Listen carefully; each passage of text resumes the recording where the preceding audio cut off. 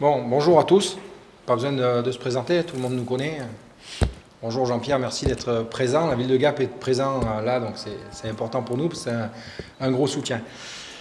Bon, vous avez vu qu'on a passé 2 saisons qui n'étaient pas fameuses.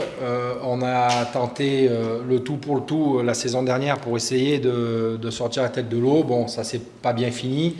Sportivement, finalement, sur dossier financier, on reste en Ligue Magnus, donc c'est plutôt une bonne nouvelle pour nous. Mais après, voilà, c'est le destin. Aujourd'hui, moi, je voulais juste vous faire part assez rapidement de 2 sujets.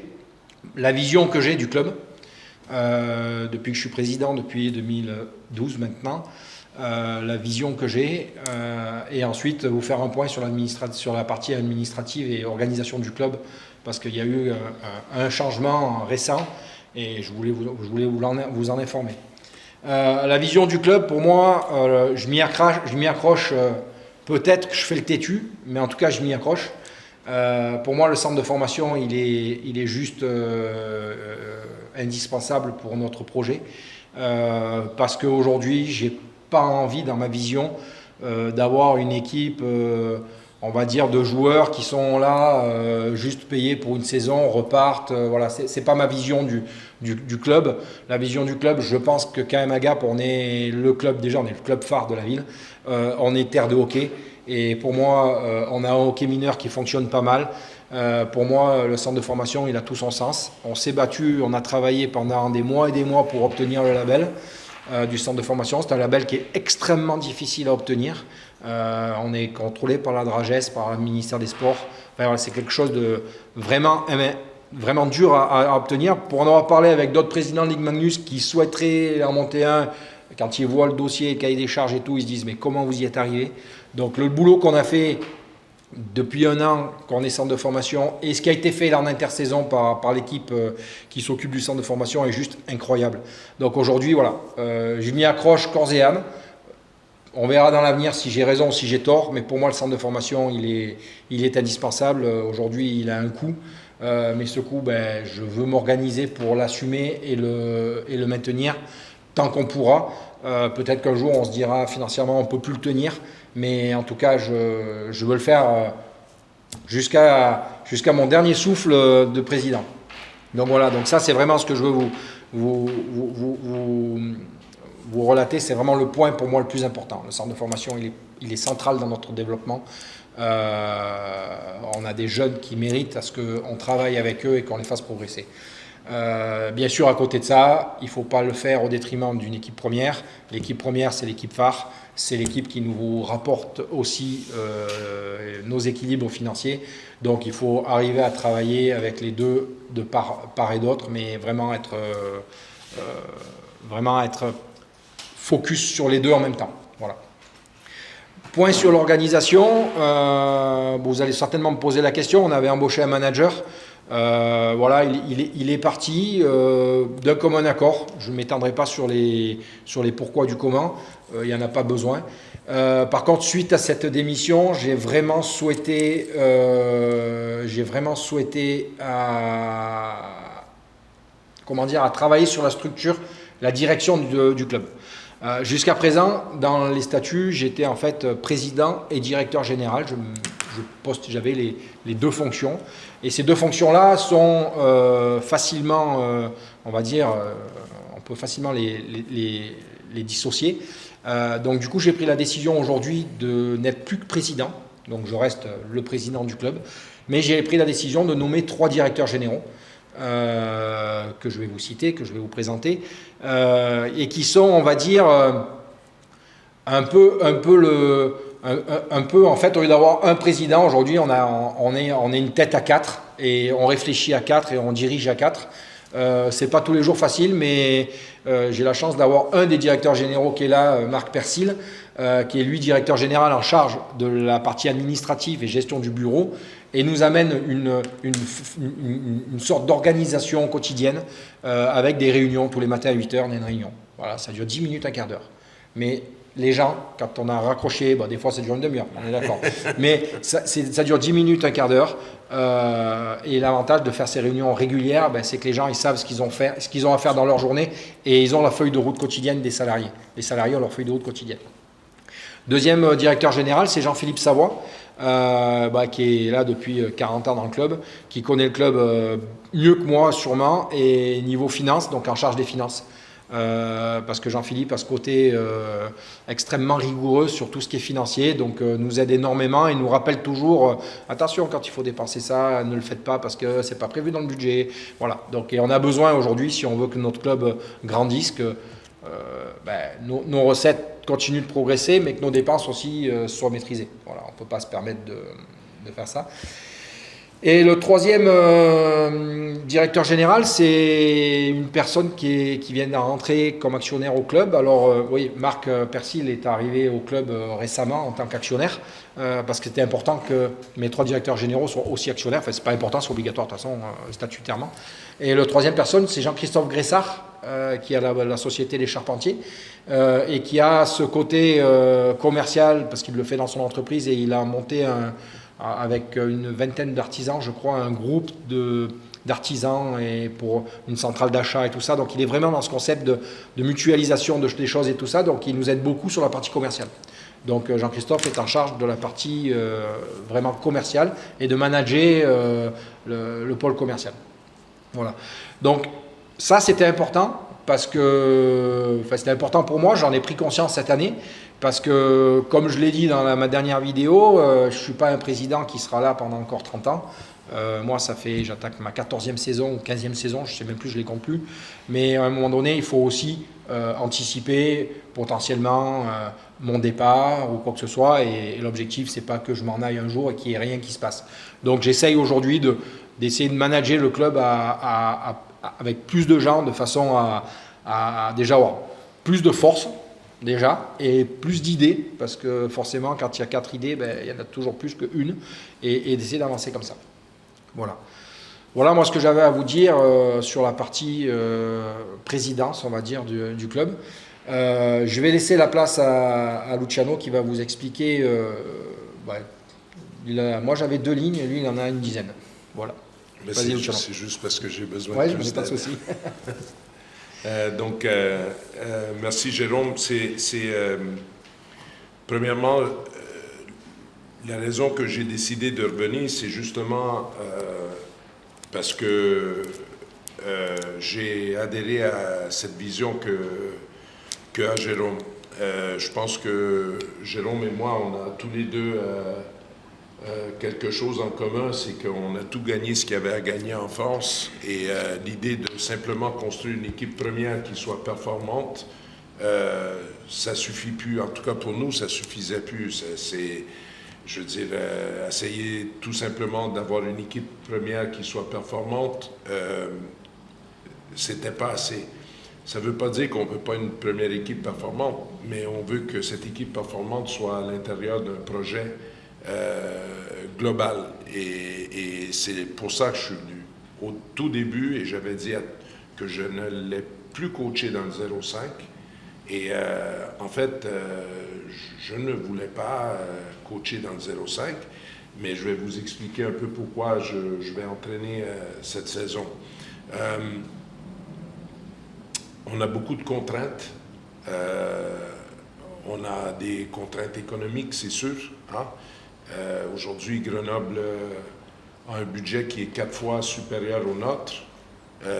Même si on réunissait les budgets des 2 équipes dans le 0-5, Briançon et Grenoble, on n'arriverait pas à la moitié du budget de Grenoble.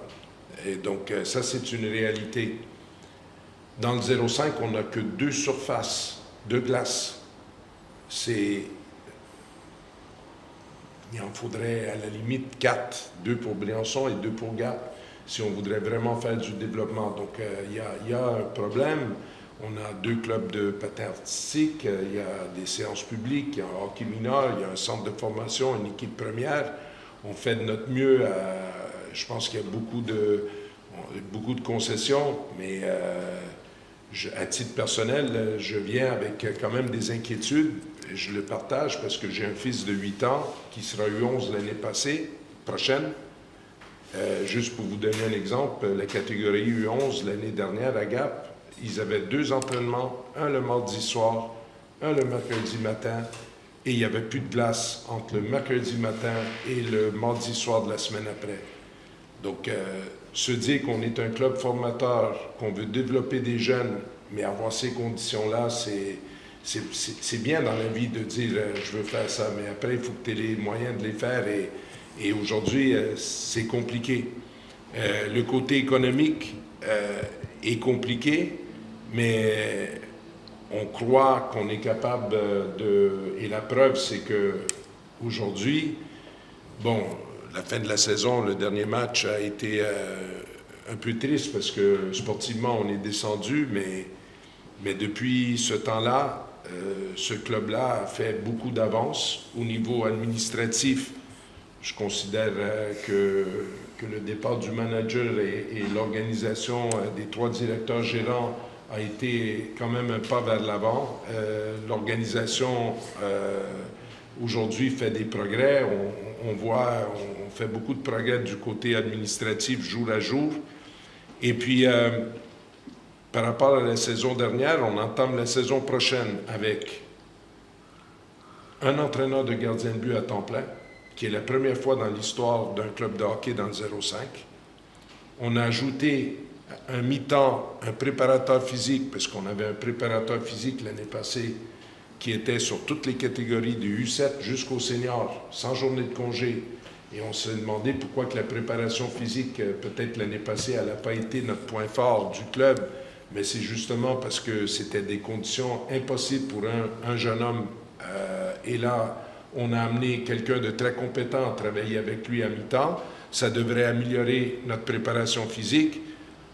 On a 2 chefs matériaux pour le début de la saison, un à mi-temps.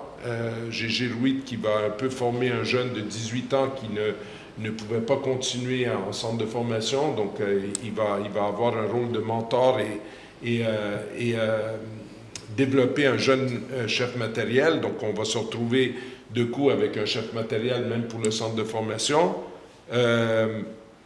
On a réussi à négocier, mais on a une valeur de 12 000 € de matériel que la SASP a investi dans la salle de muscu pour qu'on ait un outil qui soit plus performant. Et au niveau du centre de formation, on est doté aujourd'hui d'un directeur à mi-temps et d'un entraîneur-chef à temps plein avec l'entraîneur de gardien qui va travailler donc avec un vrai staff. Donc le coût du centre de formation va bondir de 100 000 à 150 000 pour la saison prochaine. Et pourquoi qu'on fait ça? Ben, on fait ça déjà pour nos enfants qui sont dans les garçons et les filles qui jouent dans des 2008, des 2009, des 2010, des 2011. On essaie de créer une structure parce qu'il faut le dire, à Gap et à Briançon, depuis maintenant près de 10 ans, nos meilleurs joueurs partent et déjà à l'âge de 13, 14, 15 ans. Et là, ce que j'espère, c'est déjà que ce centre de formation-là, ça soit pour nos jeunes quelque chose où ils voient qu'il y a des entraîneurs compétents, il y a une structure. Je veux dire, l'année passée, on avait un centre de formation, on n'avait que le label. On a eu des entraînements, on n'avait pas d'entraîneur, un réel entraîneur-chef. Les entraînements étaient gérés par des stagiaires, une semaine Speed, une semaine Chad, une semaine Julien Correa, sans fil entre eux. Il y a eu des entraînements avec 4-5 joueurs seulement parce qu'il y avait des joueurs à Annecy, des joueurs à Chempé. Et là, aujourd'hui, on a réussi à organiser nos jeunes en centre de formation. Ils vont être sur la glace de 7h à 8h15 tous les matins. Ils vont aller à l'école. Après l'école, ils vont revenir faire leur hors-glace. Et ça veut dire qu'ils ont le dîner, un peu de temps pour étudier. Et au lieu d'aller manger des kebabs à 11h le soir et se coucher à 1h du matin et se déscolariser, ils vont se coucher à 9h, 9h30, 10h. Et ça va être un vrai environnement qui va leur permettre de progresser. Maintenant, on sait que sportivement, on fait un gros pas à l'arrière parce qu'on perd beaucoup de joueurs.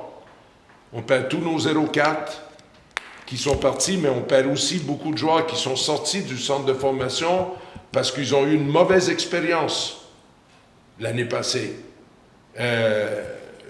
Personnellement, je comprends que Léo Faure soit parti à... Moi, j'aurais voulu le garder comme défenseur numéro 7. Il a eu une offre supérieure à Briançon. On lui a promis un poste dans les 6. Donc, je lui ai dit que c'était une bonne proposition. Même chose, Antonin Fine. Je voulais le garder pour la 4e ligne. Apparemment, à Briançon, on lui a offert un poste de centre de 3e. Je ne pouvais pas lui offrir ça. Donc, je pense qu'ils ont pris la bonne décision. Mais il y a aussi 3 gamins que Briançon a réussi à sortir de notre centre de formation qui vont jouer à Caen. Ils sont dans leurs droits, il n'y a rien de mal là-dedans. Parce que nous, on avait un cahier des charges que Jérôme a parlé, il y a un suivi. Nous, on n'était pas dans les clous avec notre centre de formation. On a eu le label au mois de juillet. On a fait... Mais Gap a payé ses factures. Le centre de formation, l'année passée, a coûté 100 000. Il y a des jeunes qui ont quand même profité d'un système qui était certes loin d'être parfait, mais aujourd'hui, c'est comme quand quelqu'un va à un restaurant et c'est toujours le même qui paye la note à la fin. Gap a quand même payé, la SASP a quand même payé 100 000 euros pour tenir ce centre de formation debout.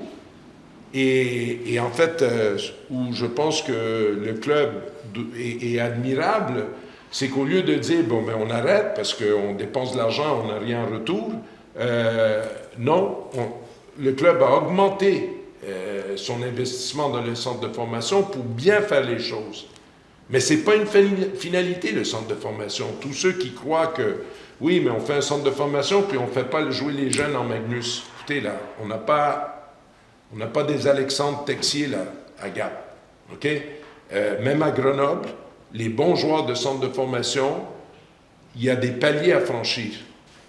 Grenoble maîtrise la D2 à Vaujany, maîtrise une D1 à Chambéry, et les jeunes, la grande majorité des jeunes, font les paliers, font du U15 ou U18, en centre de formation, en D2, en D1, pour arriver en équipe première.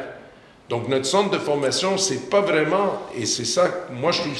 C'est ça qui est admirable de la SASP de Gap aujourd'hui, c'est que cet investissement de 150 000, ça ne rapporte pas à l'équipe première. En fait, à quelque part, ça nuit à l'équipe première. Parce que si au lieu de mettre les 150 sur le centre de formation, on le mettrait sur l'équipe première, ben ça veut dire qu'on aurait une masse salariale beaucoup plus conséquente et qu'on serait beaucoup plus fort en Magnus. C'est pas pour la Magnus que c'est fait, c'est pour les U15 et les U18, pour leur donner une destination. Mais ce n'est que le début. Là, on va partir, j'ai parlé des progrès. Cette année, on part avec une D3, c'est acté, ça va se faire la D3 Orsières.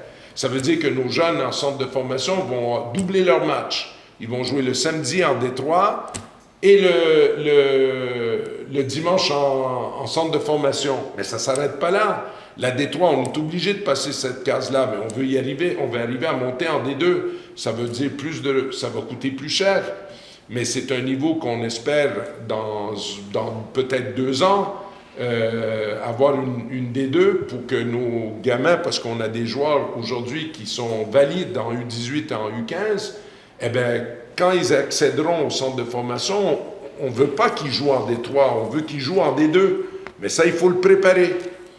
Et puis, il y aura la D1. Briançon et Gap ne veulent pas faire la D1. Donc, c'est un problème. Mais on n'a aujourd'hui aucun gamin qui a le niveau pour jouer en D1 en centre de formation. Donc, on aura le temps d'essayer de trouver une solution pour ça. Mais c'est un énorme chantier. On a failli presque perdre le label tout de suite parce qu'on n'était pas dans les clous. Et c'est pour ça aussi que le club s'organise avec un directeur et un entraîneur et augmente l'investissement au centre de formation parce qu'il ne faut pas qu'il soit seulement fait, il faut qu'il soit bien fait. Pourquoi j'entraîne?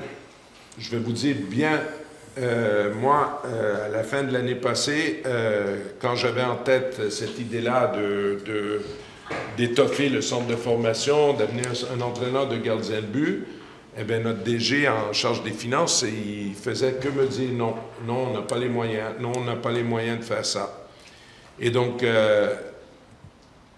en fait, ce que j'ai proposé au club, c'est, je leur ai dit, je ne veux pas bricoler, je ne veux pas faire n'importe quoi, je veux professionnaliser ce club au niveau sportif. Donc, en fait, ce qu'on a fait, c'est qu'on a supprimé le poste de coach, d'entraîneur-chef pour la saison prochaine. Je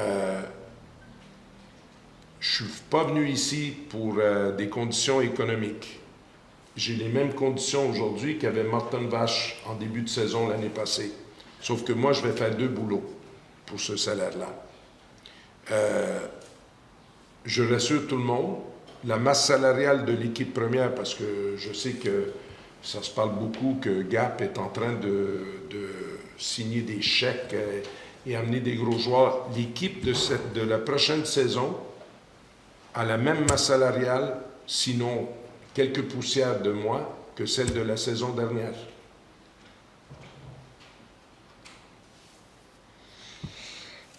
Je vais répéter ça pour que ça rentre dans la tête de tout le monde. L'équipe de la saison prochaine, elle ne coûte pas plus cher que celle de la saison dernière.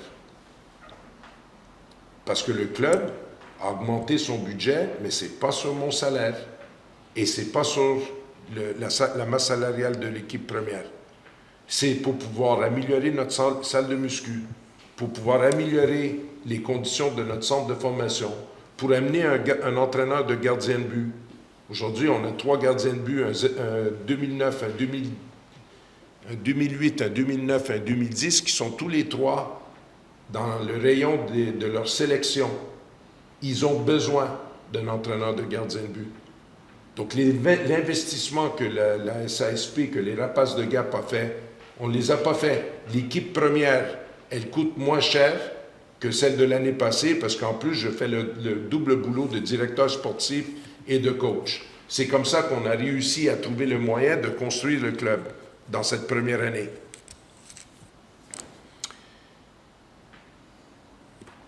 Il me reste qu'à parler de l'équipe première, de la construction de l'équipe première. Peut-être ça leur intéresse.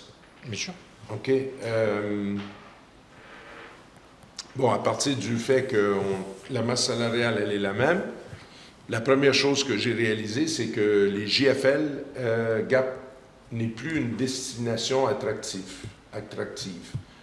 Je pense que Briançon, ça, ils l'ont compris déjà depuis quelques années. Moi, quand j'étais à Gap, je ne téléphonais pas les joueurs français. Les joueurs français me contactaient parce qu'ils savaient qu'avec moi, ils auraient des rôles importants. Ah, on retourne à Briançon avec les Kamener, les Damien Rowe, les Florian Chakashvili, à Gap avec Pierre Crignon, Morin Bouvet. À leur début, ils avaient 20 ans quand ils ont intégré Raphaël Faure, Teddy Trabichet, Nicolas Ritz, Arosamena, Anthony Reck.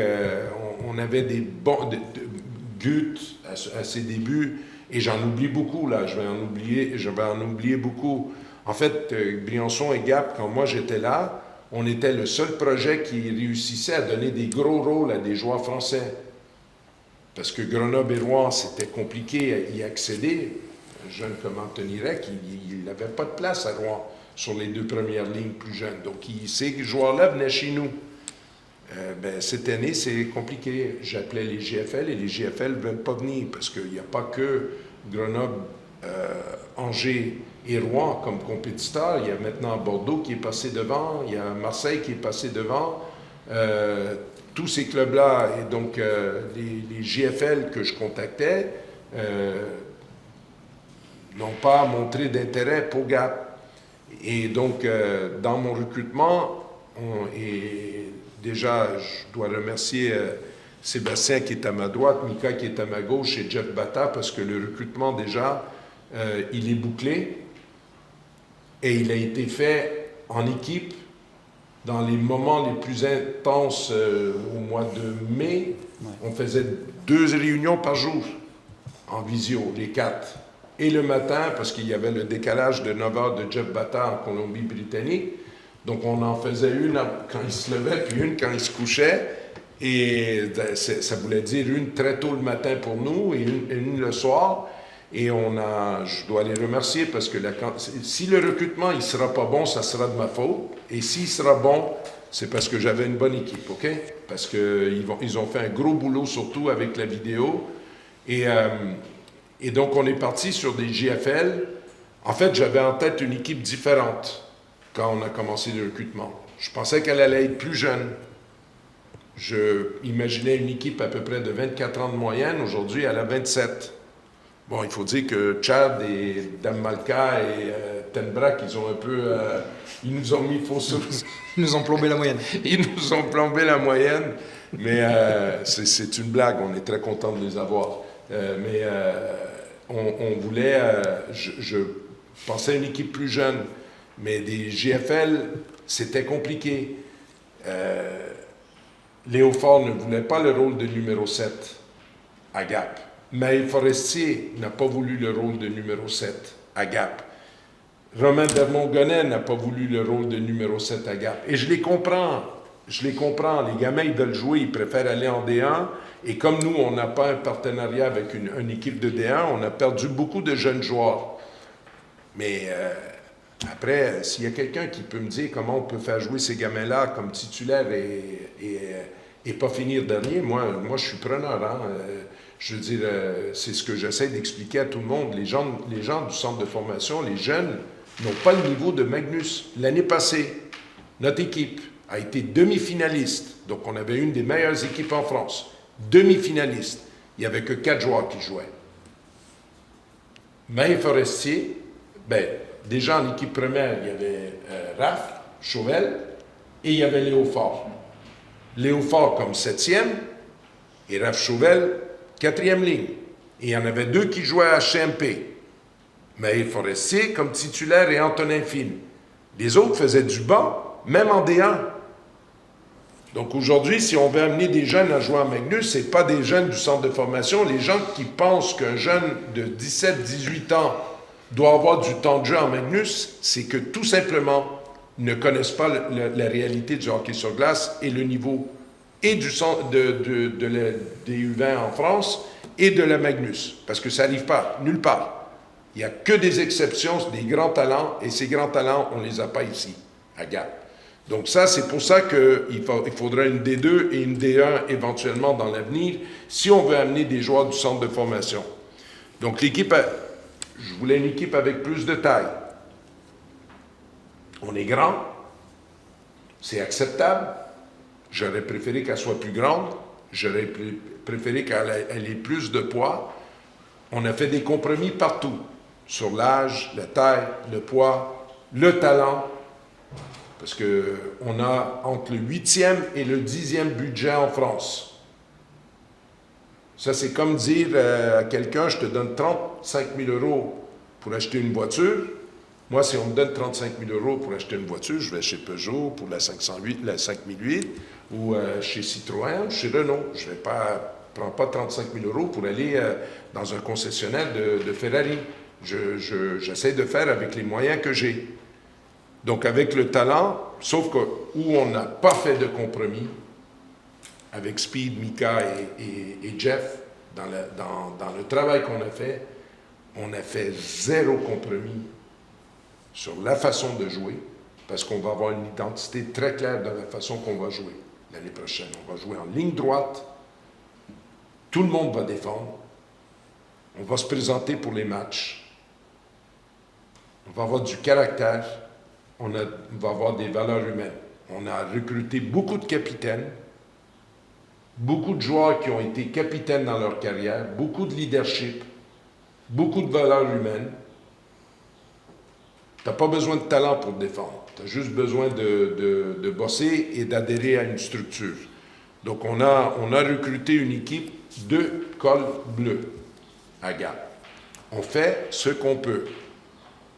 Je suis très pragmatique. sur cet aspect-là. Pas toujours dans la vie, mais de ce côté-là, je ne rêve pas, je ne vis pas dans les nuages. J'accepte qui on est. J'accepte le fait qu'on a un budget qui est entre 8 et 10. J'ai pas demandé, on m'a donné, Jean-Philippe et Jérôme Savoie m'ont donné une enveloppe pour construire l'équipe. Je leur ai pas demandé 1 centime de plus. J'ai respecté la masse salariale. C'est pour ça que j'y tenais à ce que je construise une équipe avec la même masse salariale de la saison dernière. J'y tenais. Et je voulais donner au club la possibilité de construire autre chose que tout simplement des résultats pour l'équipe première.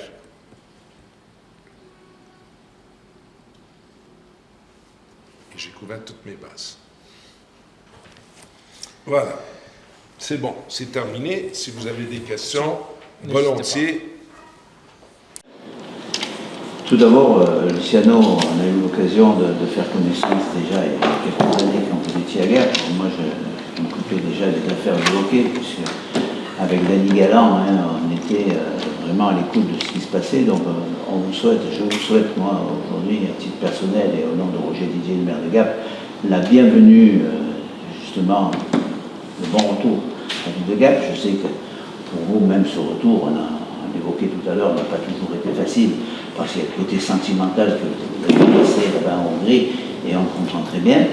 Donc nous, à la ville de Gap, vous le savez, les dirigeants le savent, les joueurs le savent, on est à fond derrière l'équipe de hockey.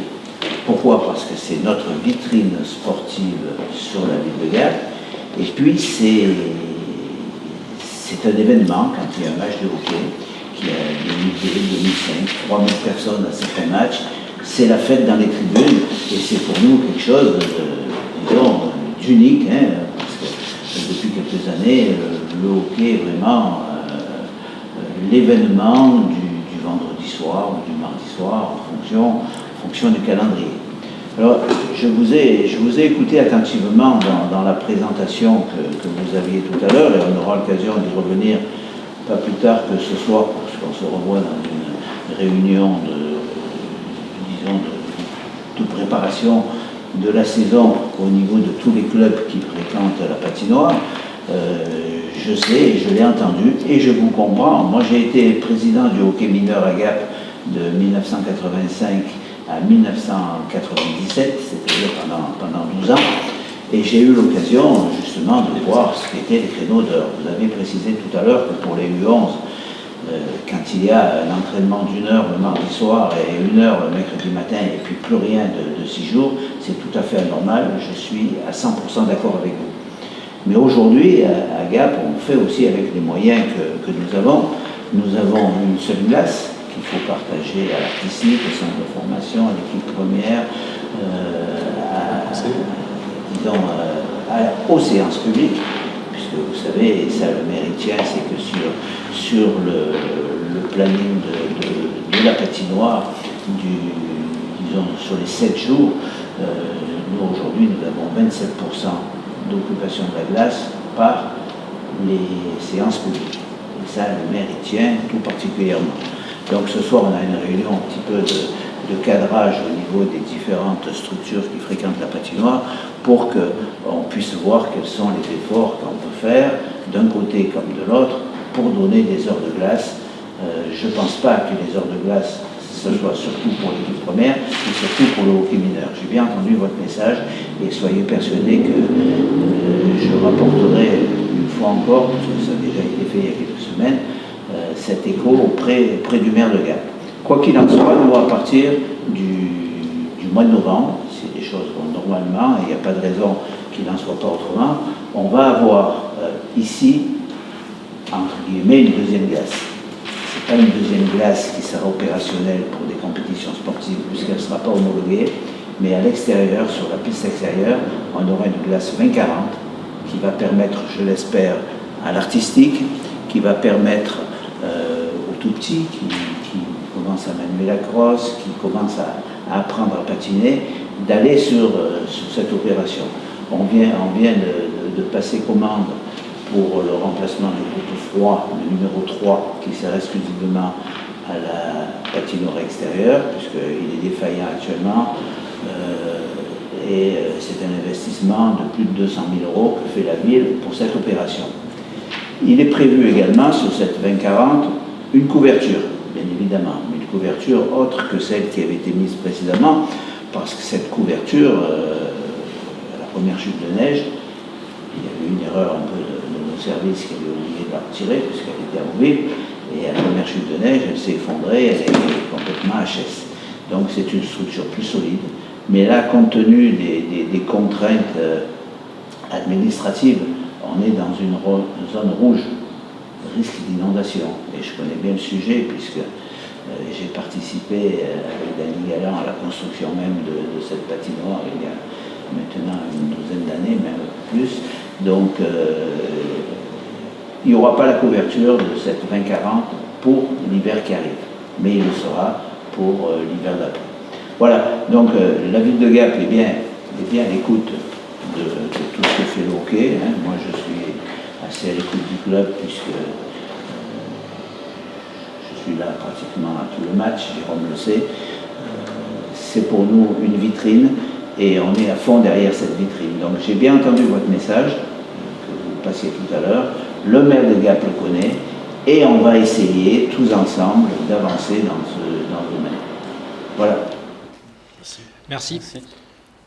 Merci Jean-Pierre.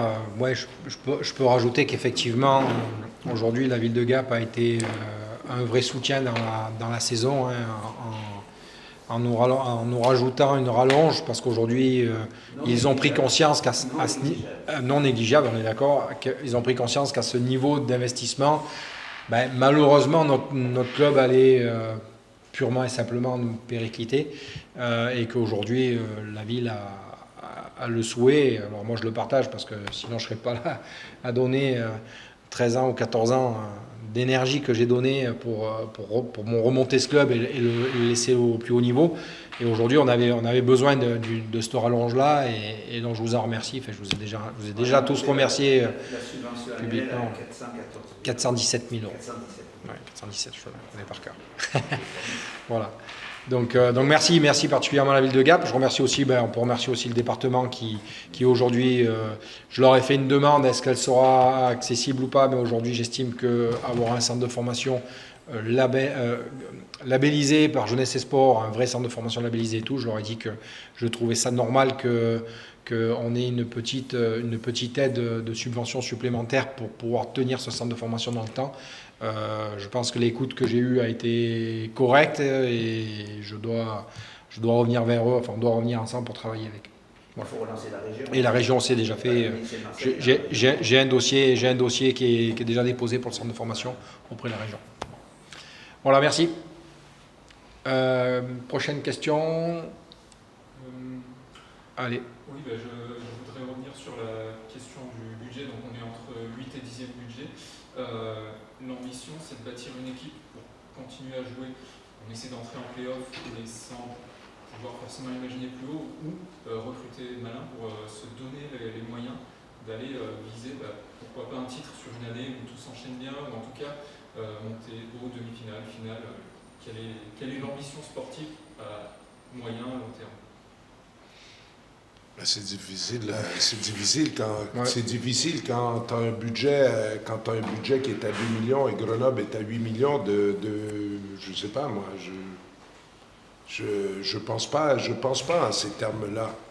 Je pense à faire en sorte que Gap puisse être la meilleure version d'elle-même. Et après, où ça va nous amener, moi ce que je veux, c'est quelque chose de cohérent.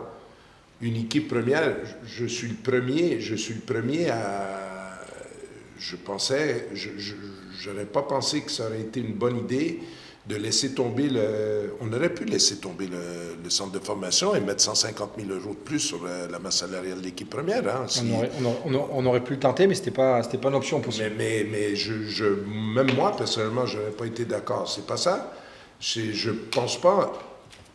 Ça, c'est les supporters de l'équipe première qui ne sont pas nécessairement ancrés dans la réalité du mouvement de hockey à Gap. Ils ne voient que l'équipe première et ils veulent voir l'équipe première gagner. Je comprends ça. Mais moi, je ne pense pas dans ces fonctions-là. Je suis plus terre à terre, c'est-à-dire que j'essaie de penser à comment construire une équipe avec ce budget-là pour qu'elle soit... Il y en a deux, il y a des deux joueurs qui sont ici. Ils savent très bien qu'en négociation de contrat, je suis pas souple. Mais je suis pas souple, pas parce que je veux pas leur donner des moyens, c'est que je veux maximiser cette enveloppe pour essayer, et c'est quelque chose, ils payent. Tous nos joueurs qui ont signé à Gap ont fait des compromis sur leur demande salariale, parce que je leur ai fait comprendre que ça prenait ça s'ils voulaient faire partie d'une équipe qui pouvait espérer avoir du succès, sans parler de 8e ou de 4e place. Parce que si vous voulez parler de construire, parce que c'est pas de faire un coup sur un an. Leicester a gagné la Premier League en Angleterre, on n'en entend plus parler. Tu peux gagner un titre et après disparaître. À Briançon, 2 ans après être champion de France, si je ne me trompe pas, 2 ou 3 ans après, c'était en D1. Donc ça dépend ce qu'on veut dans la vie. Si on veut avoir un projet top 4 en France, ben, il faut doubler le budget. Tu n'as pas une équipe de top 4 en France avec un budget à 2 millions. Et tu n'as même pas un budget de top 4 en France, même si tu réunissais le budget de Briançon et de Gap, ça ne suffirait pas pour dire on va pérenniser l'équipe dans le top 4 avec Angers, Rouen et Grenoble. Ça ne suffirait pas. Donc on ne parle pas de ça. On parle de comment on peut faire avec nos moyens pour être compétitif en France. Déjà, en ayant une identité basée sur le travail. On veut être l'équipe la plus travailleuse en France. On veut être l'équipe qui joue avec une grosse structure, avec une équipe qui joue les uns pour les autres. Ça va nous amener à avoir du succès. Ce succès-là, qu'est-ce que c'est? Un maintien tranquille, une place dans les playoffs, une place dans le top 4, je ne sais pas. Pour moi, la destination, elle est beaucoup moins importante que le chemin. Moi, si je veux compléter, parce que je ne veux pas mettre de pression sportive sur les joueurs ou sur l'équipe, la seule chose le seul choc, on va dire, sur les 2 dernières saisons, est ce que je ne veux plus revivre. Les joueurs le savent, les 2 qui sont là, je sais qu'ils l'ont entendu, Speed l'a entendu aussi en tant que joueur. Moi, je veux que l'équipe elle donne de la fierté et qu'elle soit, que les supporters soient fiers de leur club et de leur équipe. Point barre. Moi, quand les joueurs se sont fait siffler par les supporters, c'est quelque chose que je ne veux pas revivre. Perdre, honnêtement, dans l'introduction, ce qu'on a de commun avec Luciano, c'est qu'on a déjà gagné 10 titres. Donc moi, perdre, c'est pas aujourd'hui ce qui m'anime le plus. Je ne veux pas être là à gagner tout prix. C'est pas ça qui m'intéresse. Moi, ce qui m'intéresse, c'est que si on perd, ben on perd avec les honneurs. Pas perdre sans se présenter ou quoi que ce soit, notamment lors du dernier match de la dernière saison, sur lequel j'ai franchement pété un câble. Et je pense que c'est justifié. Je ne veux pas revivre ça. Voilà. Je veux juste que l'ensemble des supporters, l'ensemble de la ville, soit fier de son équipe, tout simplement. Après, être fier de son équipe, on peut perdre et être fier de son équipe parce qu'on a perdu avec les armes et notre courage. Voilà. Où est-ce que vous en êtes au niveau des licences bleues? Il y a un partenariat avec un club? Alors aujourd'hui, le seul partenariat qu'il y a aujourd'hui qui est acté, signé de la main du président du club et de moi-même, c'est la licence bleue avec Annecy, en D2. Voilà, donc ça c'est acté et signé. Et aujourd'hui, on n'a plus de licence bleue officielle comme on avait avec HCMP, avec une D1, parce qu'aujourd'hui, on n'a pas grand-chose à proposer comme joueur sportif avec un niveau de développement suffisant pour de la D1. Donc aujourd'hui, comme a dit Luciano tout à l'heure, la D1, elle est obligatoire, hein, elle est nécessaire, mais elle se fera certainement dans un second temps. Et peut-être sous forme, exemple, ça peut être tout simplement que Gap met dans... je pense que tu as éteint le micro. Juste en posant sur la table, mais voilà. Donc, exemple, moi j'ai imaginé que peut-être on pourrait trouver un accord avec une équipe de D1.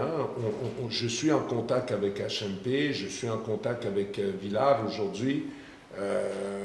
Il y a un jeune JFL qui pourrait peut-être venir chez nous, qui est en centre de formation, mais on voudrait le placer à temps plein. Mais ce que je pense qu'il va falloir faire, même quand je dis qu'il va falloir trouver des ressources économiques, c'est pas pour augmenter le niveau de l'équipe première pour peut-être viser une 4e place. Moi, je pense que c'est pas là-dessus. Exemple, l'année prochaine, il faudrait peut-être envisager aller louer un appartement avec 3 chambres à coucher dans un endroit où il y a une équipe de D1 et payer 3 joueurs, ou en tout cas faire en sorte qu'on propose à une équipe de D1 3 joueurs gratuits. Mais aujourd'hui, les équipes... moi, je connais très bien l'entraîneur. Je connais depuis 30 ans Eric Medeiros, presque, à Villars. Okay? Je l'ai connu quand il était joueur en Espagne et on a été en contact pour qu'il vienne en France et je le connais depuis une vie et on en parle. Il a 65 000 € pour construire son équipe. Donc, il n'a même pas les moyens de nous fournir une chambre à coucher pour un joueur. Et ça coince sur des trucs comme ça. Donc, il va peut-être falloir que Gap, peut-être demain, au lieu d'augmenter la masse salariale de l'équipe première, arrive à proposer à un club comme HMP ou Villars, il dit, écoutez, on va recruter 3 jeunes pour notre centre de formation, on va payer l'appartement, on va les équiper, on va faire en sorte qu'ils puissent survivre, créer des conditions pour qu'ils puissent avoir des repas, des trucs, je ne sais pas. Nous, on va s'en occuper et on les place chez vous. Ça coûte, c'est des moyens que... C'est pour ça que aujourd'hui, le projet de Gap, il est très, très ambitieux et très courageux parce que on n'a pas trop d'indices. Bon, Mika, il me dit que le partenariat avec Annecy, il est très bon, en D2, ça fonctionne. Donc, on va avec ça et on va essayer de régler, parce qu'aujourd'hui, on n'a pas de joueurs qui ont le niveau pour jouer en D1 dans notre centre de formation. Donc, la Magnus, c'est juste pas possible. Et juste au niveau économique, est-ce qu'aujourd'hui le club, comme il est constitué au niveau des actionnaires, est-ce que ça, à terme, c'est quelque chose qui peut éventuellement changer? C'est-à-dire qu'il y ait un gros actionnaire qui arrive et qui met tout de suite plus de moyens, et dans ce cas, le club peut faire des choses différentes? Alors, aujourd'hui, non. Aujourd'hui, non, parce que, est-ce que c'est une erreur ou pas, j'en sais rien, mais c'était mon concept quand j'ai créé la SASP en 2016 avec Philippe Vial. Aujourd'hui, non, parce que, en fait, aujourd'hui, personne ne peut avoir plus de 10% du capital. C'est statutairement écrit comme ça. Demain, style, je veux racheter 30% du capital moi-même à des actionnaires qui souhaiteraient partir. Je n'aurais pas le droit, en fait. Je n'aurais pas le droit. Donc après, ça, c'est quelque chose qu'il faut qu'on décide dans l'Assemblée générale, de changer les statuts. C'est pas mon concept aujourd'hui. Voilà. Alors, pour en avoir discuté avec d'autres présidents, ça pose aussi des problèmes d'avoir des actionnaires qui travaillent, des actionnaires plus dormants. Après, chacun donne de son temps en tant qu'actionnaire comme il peut, donc ça, pas de souci. Mais voilà, donc pour l'instant, en tout cas statutairement parlant, c'est pas possible. Le club c'était fait pour ça, en fait, de façon à ce qu'aujourd'hui le club ne peut pas être acheté. Ou alors acheter à 10%. Mais aujourd'hui, du coup, ça n'intéresse pas grand monde. J'aimerais revenir sur un point que vous avez abordé, peut-être vous ou un des joueurs qui pourra y répondre. Les ressorts psychologiques pour basculer après une saison aussi complexe où effectivement le public a hué l'équipe. Enfin, ça s'est fini dans une ambiance pas saine autour du club. Quels sont les ressorts psychologiques justement pour repartir sur un tableau blanc et feuille blanche et repartir du bon pied? Changer d'un joueur. Je vais leur laisser déjà répondre, mais on a gardé 4 joueurs sur 22. Donc déjà, il y en a 18 qui n'auront pas ce problème psychologique. On en a recruté et on en a recruté 20 nouveaux. Et après les autres, écoutez, les 4 qui restent, il y en a un à ma gauche, je pense qu'il a le caractère sans aucun problème pour pouvoir surmonter ça, parce que c'est quand même Enfin, il a été nommé capitaine en fin de saison, donc il a la tête pour. Il pourra vous répondre. Et puis à ma droite, on a un jeune qui est un jeune joueur de Magnus et qui est là pour progresser. Donc je pense que les stigmates, il va les gommer assez rapidement. Et puis de toute façon, quand tu rentres dans une équipe où il y a 20 nouveaux joueurs, ben, la dynamique, c'est pas 4 qui vont changer la dynamique sur 20. Sur 24, on va dire. Voilà. Donc voilà. Je ne sais pas si vous voulez dire quelque chose, les gars, sur le sujet. Mais comme il est dit, Juste le micro, Oui. c'est possible de le rapprocher. comme il est dit, le président, on a changé 80% de l'effectif. Je pense pas, c'est pas un problème psychologique, c'est juste le travail. Et maintenant, avec les nouveaux qui arrivent, c'est quelque chose de nouveau. Naturellement, c'est excitant pour nous, pour moi comme joueur, pour Nassivé aussi. Mais non, il n'y a pas un problème. On remet les compteurs à zéro et on repart maintenant. Et Luciano, lors de votre première conférence de presse avant que vous preniez vos fonctions, vous avez dit que c'était le hockey Walpin qui vous a amené ici, que en gros, on veut quand même faire une place forte du hockey, Gap, Briançon. Aujourd'hui, est-ce que votre réflexion elle a évolué par rapport à ça quelques mois plus tard? Comment vous qui connaissez en plus très bien Ça s'appelle le serpent Walpin. Non, mais il faut, écoutez, on va commencer le chemin parce que Briançon m'a clairement communiqué qu'ils ne veulent pas être le club ferme de Gap, ils ne veulent pas faire l'AD1 et il faut le respecter ça parce que en fait aujourd'hui Briançon est devant nous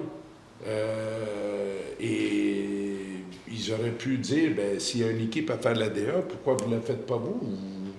Vous avez fini dernier, donc, et ça se comprend. Et ça ne sert à rien de se battre contre des moulins avant.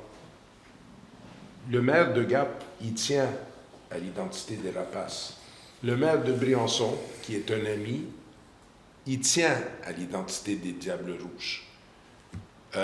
Face à cette réalité-là, ça ne sert à rien de forcer les choses. Mais je reste persuadé que on ne peut pas faire une équipe première sans équipe U15, U18 et U20. Ça va pas. Il n'y en a que 3 en Magnus qui le font, là, si je ne me trompe pas. Non? Bordeaux, Marseille et Briançon. Qui n'ont pas vraiment de mineurs. Qui n'ont pas si je ne me trompe pas, qu'ils n'ont pas une équipe U20 élite, qu'ils n'ont pas U18. On est d'accord? Il y a Nice. Mais je pense que Nice, d'après moi, et avec les gens en place, et avec l'arrivée de la nouvelle patinoire, c'est dans leur projet de construire un hockey mineur de valeur. Mais moi, je pense que, en fait, j'ai 2 garçons, j'en ai 3, mais j'en ai 2 de bas âge, un de 13 ans et un de 8 ans. Et ce que je vais essayer de faire à Gap, c'est de construire quelque chose qui leur permet de rester ici, s'ils veulent rester ici. Parce que j'y crois, moi. Je ne vois pas pourquoi. Et la porte, même si... j'en profite pour lancer un message à tous les gens du hockey à Briançon. Que ce soit Pascal Courty, Luc Rooney, Bergeron, l'entraîneur. Qu'on joue les derbies, qu'on essaie de gagner, c'est OK. Mais il ne faut pas rentrer dans ce truc-là. Ils nous détestent, nous, on les déteste, c'est comme ça. Non. Il faut que ça arrête, il faut que ça évolue. OK? Moi, quand j'étais petit, je ne portais pas de ceinture quand j'étais en voiture. Ce n'était pas obligatoire. Aujourd'hui, ça se fait. On fumait dans les voitures. Aujourd'hui, ça ne se fait pas. Il y a des choses qui changent. Mais ça va prendre plus de temps que peut-être j'aurais voulu. Je suis arrivé avec beaucoup d'intention et peut-être que je fais un pas à l'arrière, mais ça va arriver. Je m'en fous de ce que les Briançonnais ou les Gapençais peuvent dire. Même les maires, même le privé, même les supporters, même les présidents, même les entraîneurs peuvent se tromper. Mais à un moment donné, soit Briançon et Gap vont faire des équipes de D1 et de D2 et ils vont se battre sur la tronche, ils vont faire leur derby et c'est ça qui va les animer, ou ils vont se mettre ensemble, ils vont commencer à parler de qu'est-ce qu'on peut faire. Parce que Briançon, aujourd'hui, exemple, Ils n'ont rien fait de mal en sortant. Les deux qui sortaient, ils avaient le droit de partir, là, Antonin et Léo. Mais les deux Bermongonais et le petit Colomban, ils n'ont rien fait de mal en partant. C'est pas illégal ce qu'ils ont fait. Mais à un moment donné, tu peux pas penser à Briançon que tu peux envoyer tes meilleurs joueurs à 13, 14 ans, 15 ans, qui font leur parcours à Gap et tu les prends gratuitement après quand c'est fini. Ça peut pas marcher. Ça peut pas. Et ils le savent, ça, que ça peut pas marcher. Là, il n'y a pas de souci, parce qu'il n'y a rien en bas de ces 5 jeunes-là. Mais il faudra parler de l'avenir. Et il faudra, je pense, que la porte elle soit ouverte. Moi, j'ai pas de souci à m'asseoir avec eux et à discuter. Et je pense qu'éventuellement, ça va arriver. Peut-être pas en 2025, mais ça va arriver éventuellement. Question à Jérôme qui n'en est pas vraiment une. Est-ce que tu es conscient que tu as quand même mis un terme à la carrière de joueur de Sébastien Rollet? Alors, c'est moi qui vais ouais. répondre. Il n'a rien mis à terme, c'est moi qui ai pris la décision. Si j'avais pas envie d'arrêter, j'aurais simplement dit non, je continue à jouer. Disons qu'il a eu à peu près 30 secondes de réflexion.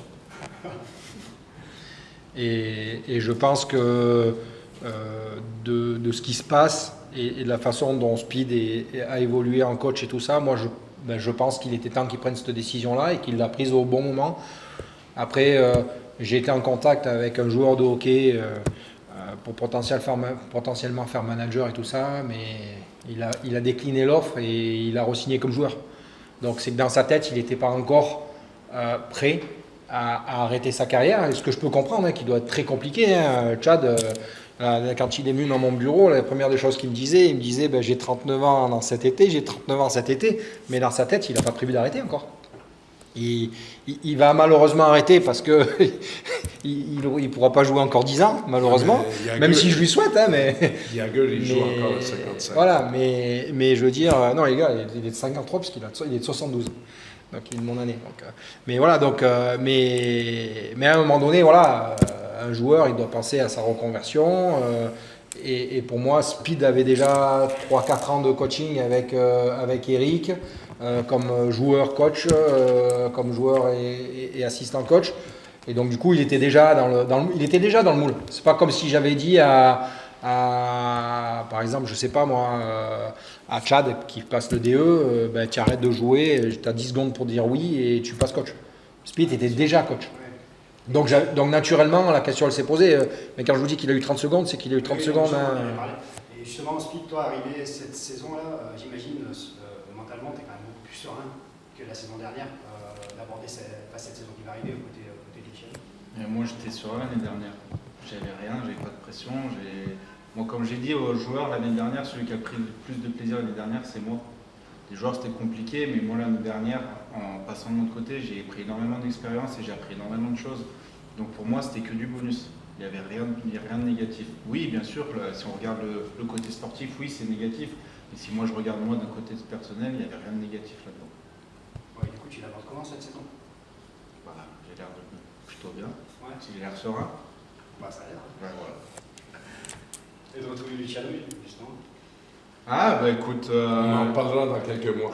Non, voilà, c'est comme avec Luciano, on a eu nos hauts, nos bas, il y a eu plus de hauts que de bas. Mais comme dans n'importe quelle relation avec ses amis, dans la famille, ça fait partie des hauts débats. Mais les gens intelligents, ils savent mettre les bas de côté et avancer et aller de l'avant. C'est comme ça. Mais je compte beaucoup aussi sur Speed. Je lui ai déjà dit, ta job l'année prochaine, je vais coacher. Ça va être de, je simplifie les choses, mais juste pour expliquer le concept. Je lui ai dit, c'est toi qui vas coacher le hockey, moi je vais coacher les gars. Parce que je vais avoir un rôle qui va m'appeler. Je fais partie des réunions, j'espère qu'ils vont être moins intenses dans le futur, mais je fais partie des réunions administratives. Je suis impliqué un peu avec le centre de formation. On a déjà fait une réunion avec les entraîneurs du mineur pour essayer de créer une identité propre au Rapaces de Gap qui va de l'équipe première jusqu'en bas. Donc, on va avoir du travail à faire avec ça. Donc, j'ai besoin de quelqu'un sur le terrain mon rôle cette année, ça va être un peu comme comme Alex Ferguson à Manchester, c'était le manager de l'équipe, mais le coach, c'était Carlos Queiroz, celui qui dirigeait les entraînements. Je vais y aller sur la glace, mais je pense que Speed il va avoir beaucoup de boulot et beaucoup je m'attends à ce qu'il prenne de la place, c'est ce que je souhaite. Et sportivement, l'objectif de l'équipe première, ce sera De créer une identité déjà, basée sur le travail. Et que les gens soient fiers de nous. Okay? Et après, normalement, quand tu fais ça, moi je dis toujours, si tu travailles dans ta vie, normalement les résultats ils arrivent. Puis s'ils n'arrivent pas, c'est pas grave. Il n'y a pas de pression en fait. Il n'y a pas de pression. La seule pression qu'on se met, c'est d'avoir un budget équilibré et qui nous permette de continuer à monter ce projet-là, qui est un projet à quand même moyen-long terme, pas un projet d'une année. Et, écoutez, l'équipe, les 2 dernières années, elle a passé à travers 5 entraîneurs-chefs. OK? Elle a été construite avec une certaine philosophie. C'est-à-dire que les clés de la baraque ont été clairement données je veux dire, il y a quand même eu des moyens importants mis sur des joueurs français qui étaient les cadors de l'équipe. Et on a un peu composé avec le reste. On avait des joueurs étrangers des joueurs impars, peut-être de 2e ou 3e niveau. On va dire clairement les choses. Ça va peut-être pas plaire ni aux joueurs français que j'ai cités, ni aux joueurs impars, mais c'est pas grave. À un moment donné, il faut dire les choses. Ça, c'était ça le projet. Ça n'a pas fonctionné. La preuve, c'est qu'il y a 5 entraîneurs. Éric Blais, d'après moi, déjà, ça avait été une erreur de le mettre de côté parce qu'il faisait du bon boulot. Les joueurs cadres ne l'ont pas appuyé. Sébastien Oprandi est arrivé comme coach, ça a été encore moins bien. Martin Vache, on a dit qu'il n'était pas assez dur. Sébastien Roy, trop dur. Mario Simeoni est arrivé, et moi, tous les joueurs me disaient « Wow, fantastique, un gars d'expérience, il est juste équilibré, il est dur, mais pas trop, communication, il est nickel, c'est bien, c'est bien. » Mais l'équipe, elle n'a pas fait plus de points avec Mario qu'avec Speed. Donc, ça veut dire que c'est l'équipe qui ne fonctionne pas. Donc là, on a fait autre chose. Là, on a beaucoup de joueurs français qui jouent sur le SMIC. On n'a pas mis les moyens là-dessus. On a essayé d'aller chercher des joueurs étrangers qui vont seconder ces joueurs-là. Donc, admettons que l'équipe, elle ne va pas bien cette année et qu'elle se bat pour le maintien. Est-ce que ça veut dire que c'est le président qui est mis en cause ou l'entraîneur? Non, moi je sens zéro pression. Parce que ça voudrait simplement dire qu'on n'a pas les moyens d'être compétitif. Parce que là, on a tout essayé. Ces 2 philosophies de construction, si ça ne fonctionne pas, ben c'est quoi qu'on va faire? C'est quoi? Je veux dire, à un moment donné, Après le dernier projet, mais ça sera certainement sans moi et sans Luciano, c'est plus de centres de formation. Et en D1. Non, mais même en Magnus, et tout mettre sur des étrangers, voilà. Faire une équipe de mercenaires, voilà. C'est pas ma philosophie aujourd'hui. Peut-être, mais là aujourd'hui, c'est pas comme si, il y a pas de pression comme dit Jérôme, parce qu'en fait, ce qui fonctionnait pas, on l'a changé. On a pris une autre direction pour pouvoir dire, tu vois, si en dépensant nos sous de cette façon-là, ça marche pas, allez, on mélange les cartes, on fait d'autres choses. Mais il n'y a pas une 3e voie là.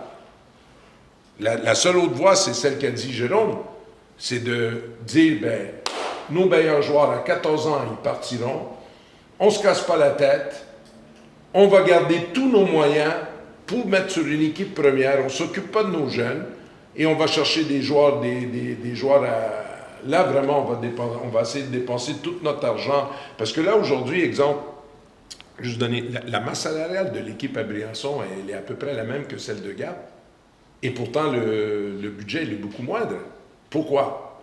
Ils ne dépensent pas d'argent sur l'administration à Briançon, ne dépensent pas d'argent sur l'animation des matchs, ne dépensent pas de l'argent sur le centre de formation, qui fait qu'un plus gros pourcentage de leur budget va sur l'équipe première. Donc, si ça ne fonctionne pas, l'équipe première cette année, c'est ça qu'il faudra faire.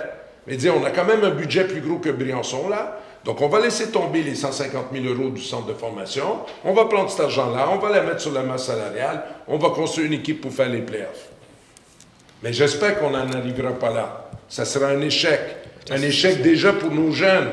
Ben, ça serait un échec pour nos jeunes parce que déjà, je pense, enfin moi en tout cas, une des plus belles émotions ou des plus beaux matchs que j'ai vus dans la patinoire ici, c'est la finale U20 Gap-Angers. Où quand même, jusqu'en Suisse, il y a eu des papiers sur le public. 3000 personnes. Patinoire pleine. 3000 personnes pour pouvoir jouer des U20. Moi, je suis désolé, j'ai fait beaucoup de patinoires pour suivre les U20 parce qu'en plus d'être président, j'ai un fils qui joue en U20, donc j'ai fait aussi dirigeant. Et ben, quand on a fait la demi-finale à Grenoble, on était 100. Hein. On était juste 100.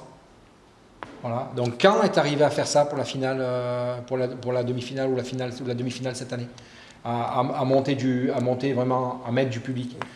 Aujourd'hui, nous, vous avez vu enfin, moi je trouve qu'aujourd'hui, les gars pensés s'identifient aussi à cette équipe U20.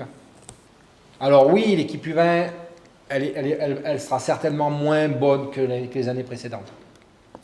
Mais dans le hockey mineur, ça a toujours été des cycles. Ça a été des cycles. À part Grenoble, qui a tellement de joueurs le cycle, il n'existe pas, c'est-à-dire qu'il est plus lissé.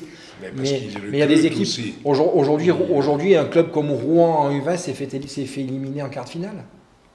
Rouen en U20. Alors que normalement, ça va jouer les finales avec Grenoble.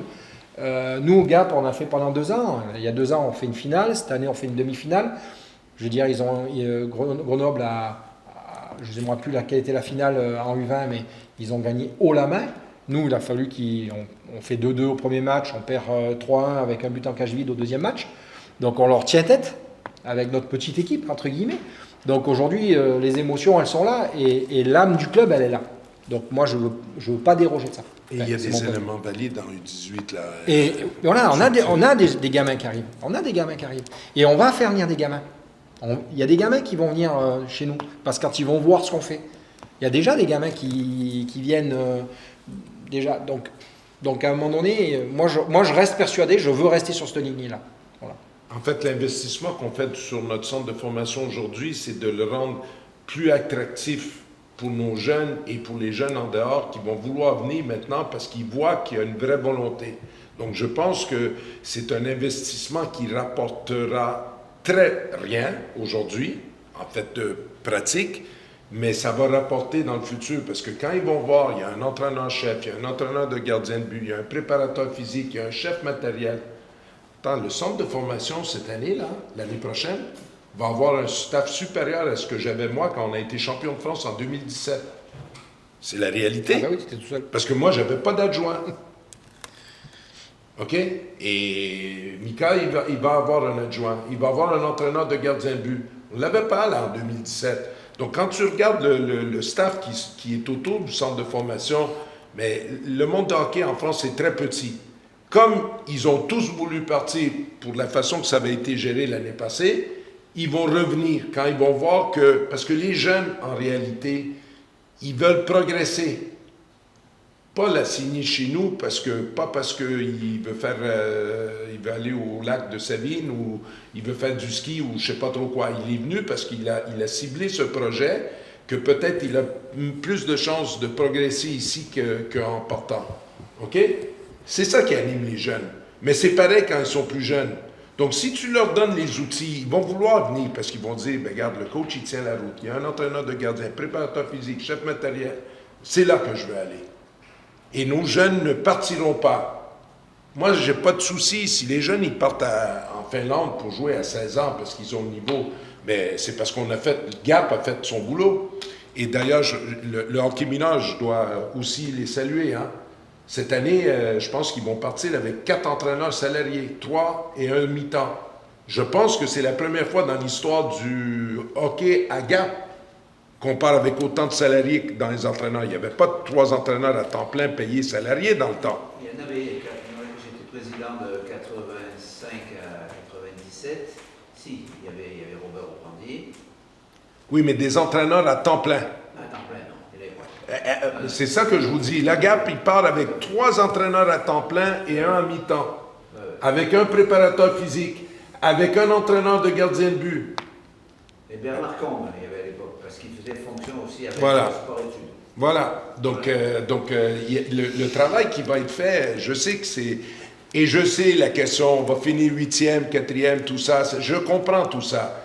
Mais il ne faut pas se laisser emporter par ça. Il faut construire le club, que ce soit au niveau du mineur, que ce soit au niveau du centre de formation, au niveau de l'administration, au niveau de l'équipe de premier, c'est un chantier. C'est un chantier. Et tu ne construis pas, tu meubles pas une maison avant de mettre la fondation. Donc là, on va construire, on commence la construction du club. Après, peut-être Jérôme, il ne sera plus, moi, je n'y serai plus. Il y a quelqu'un d'autre qui va profiter de l'ombre des arbres qu'on va planter, mais l'idée, c'est de planter des arbres aujourd'hui. C'est une belle image. Non, mais c'est vrai.